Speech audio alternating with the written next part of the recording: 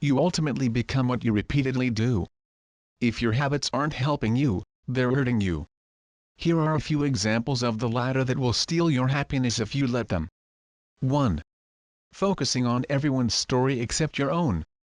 Don't be so satisfied with the success stories of others and how things have gone for them that you forget to write your own. Unfold your own tale and bring it to life. You have everything you need to become what you are capable of becoming. Incredible change happens when you decide to take control. This means consuming less and creating more. It means refusing to let others do your thinking, talking, and deciding for you. It means learning to respect and use your own ideas and instincts to write your passage.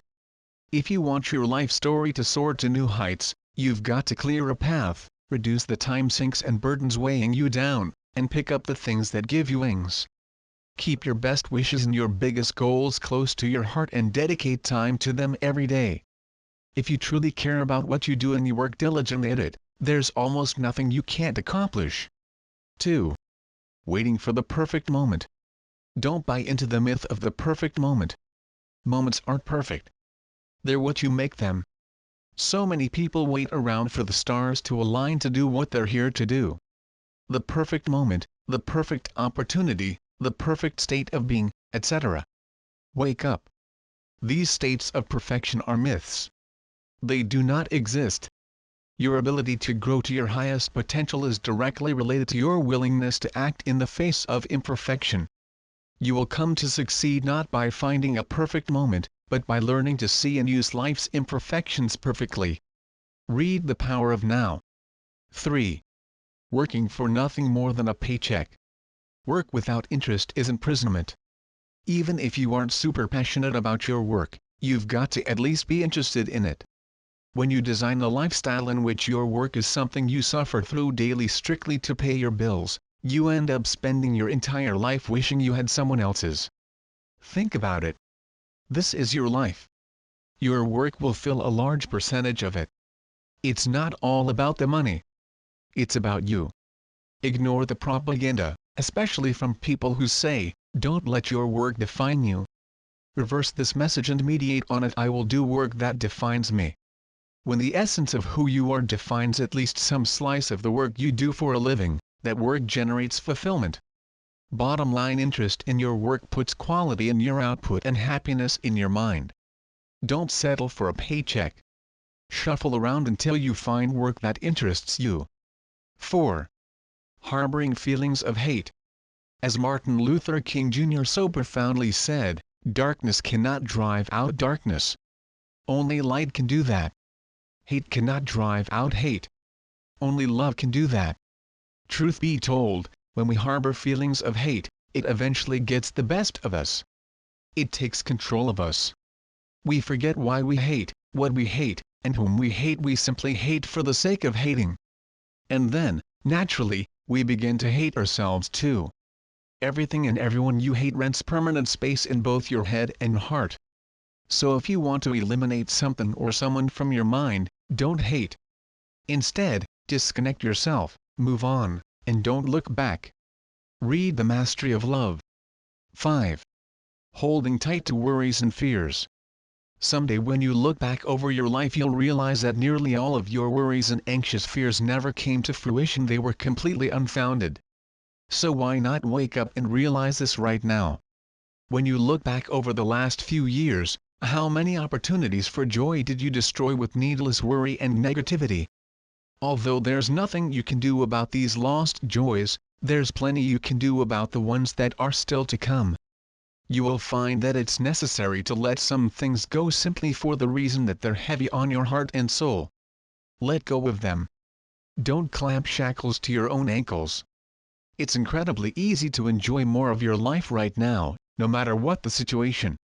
It's just a matter of letting go of the layers of nonsense that are weighing you down. Let go of your worries and fears, of your rage and jealousy, of your need to always be right and control others. Let go of your pretentiousness and your need to have everything your way. Underneath all these layers of nonsense there is a happy, productive person. When you start peeling them off and simply appreciating everything for what it is, life can be wonderfully fulfilling. 6. dwelling on difficulties. A bad day is just a bad day. Choose not to make it anything more. Times of adversity will inevitably affect the conditions in which you live and work. Yet you don't have to let it affect who you are and where you're headed.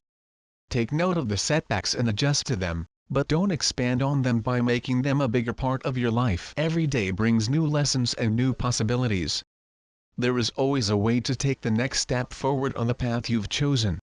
Events may be terrible and inescapable at times, but you always have choice. If not when, then how, you may endure and proceed onward. 7. Constantly seeking fleeting contentment.